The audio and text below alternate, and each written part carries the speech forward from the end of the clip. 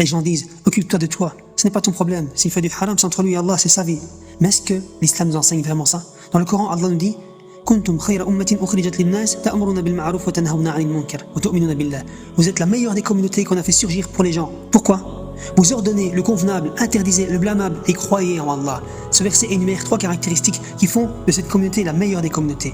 Ordonner le bien, interdire le mal et croire en Allah. Certains savants du tafsir ont dit que ce verset s'adresse directement aux meilleurs de cette communauté, c'est-à-dire les compagnons du prophète. Ce qui veut dire que si je crois en Allah, mais que je laisse le mal se propager autour de moi sans dire quoi que ce soit, sans agir, ou bien même sans le réprouver dans mon cœur, alors je ne suis pas sur la voie des compagnons et je ne fais pas partie des meilleurs de cette communauté. Vous savez que laisser le mal se propager sans essayer de l'arrêter est une cause de châtiment d'Allah. Dans le Coran, Allah subhanahu wa ta'ala nous a révélé l'histoire d'un peuple parmi les enfants d'Israël. Un peuple qui a transgressé les interdits. Le récit parle de 3 groupes. Un groupe qui commettait des péchés ouvertement, un groupe qui appelait ceux qui commettaient les péchés à délaisser tout ça et à se repentir, et un groupe qui restait passif, en disant « À quoi bon les avertir? Allah va quand même les châtier ».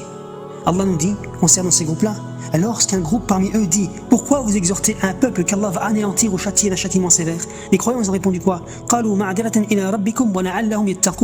Nous les exhortons pour pouvoir avoir une excuse auprès d'Allah subhanahu wa ta'ala et peut-être qu'ils vont finir par le craindre.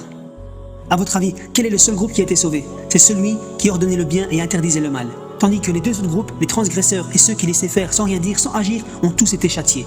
Des fois, on est confronté à des situations dans lesquelles il est impossible d'agir. Dans ce cas, il faut au minimum que ce mal soit réprouvé dans notre cœur.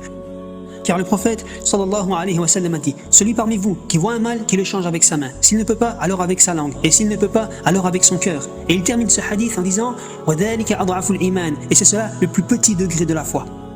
Ce qui veut dire que si tu vois un péché, une injustice, une désobéissance à Allah, et que tu restes indifférent, que ça ne te touche même pas, alors c'est que ta foi est en danger.